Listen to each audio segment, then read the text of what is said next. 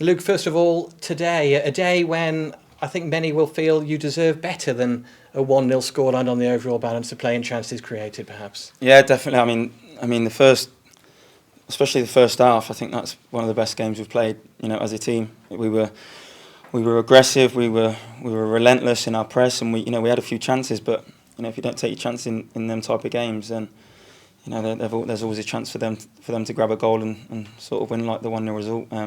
We're disappointed about that. We should have at least been 1 or 2 up at half time. But like I said, if you don't take your chances, you're liable for them to go on and score. So bitterly disappointed about that. But looking back as a whole, it was it's been an encouraging season. Yeah, very much so.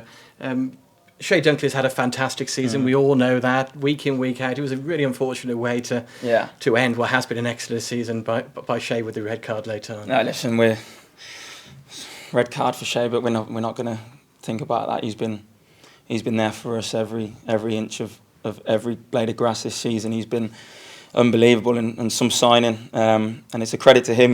He's played every game this season in the league, and it's a credit to him. And we won't think too much about that. So you don't have to worry about that. And Marco Birosi stepped up and pulled a fantastic save out from the penalty. Yeah, unbelievable. What a save that was, because there was a lot of time to think. As a penalty taker, you have a lot of time to think of where you're going, but especially as a goalkeeper as well, he probably changed his mind a couple of times, but he went the right way, and even to go the right way and get a parry for it, I think it went out for a corner, did it, or something? So it was a great save, and pleased for him as well, because he does a lot for us. Keeps us in games at times, and he certainly kept us in that one with a couple of minutes to go. And you do end in the top half of the League One table, which is something Shrewsbury haven't done too often at League One level over recent years in particular. Yeah, definitely. Listen, before the game, we had our eyes on 10th, and I don't know how the other results went. I'm not sure how the Cheltenham game went, but top half finish for this football club. It just shows you the progress that we're making.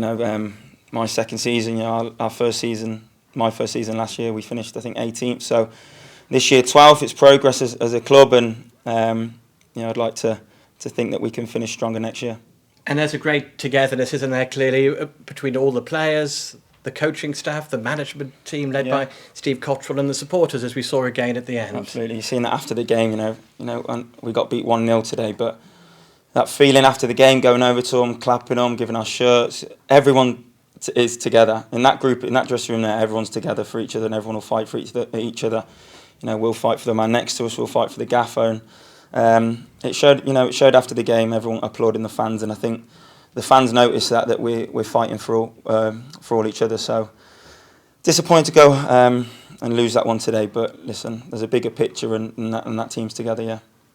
We mentioned Shea Dunkley playing every league game this season, which is outstanding. You've done the same as well. The full set, 46 league games. What does that mean to you? Yeah, listen, I always set myself out at the start of the season to play every game possible. Thankfully, no suspensions this year as well. So, over the moon to play every game. I think that's, as a footballer, I think winning leagues and winning games is the main thing. But to play every game is very special. It's one that I'll look back on and be very proud.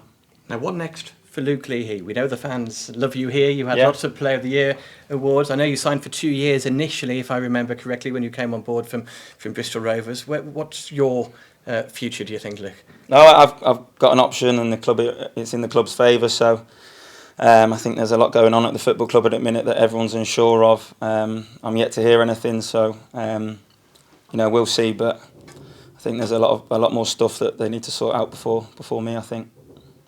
But all being well, you'd like to stay? You can tell by the way I play, the way I celebrate, the way I engage with the fans. I love it here, and as we all do. The gaffer's brought in some signings that the loan signings are not loan signings this season. You can always tell a difference in loan signings and permanents, and they've been all in this year, and like everyone, and that's credit to the gaffer, Keith, and us ourselves. Because we've give everything this season.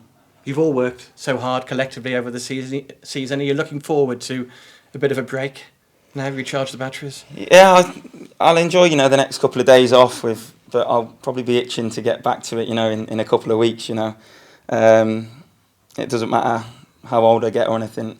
always body starts to hurt when I'm not running around a football pitch. So it's weird. It's weird, but listen, I've enjoyed especially this season. It's been fantastic.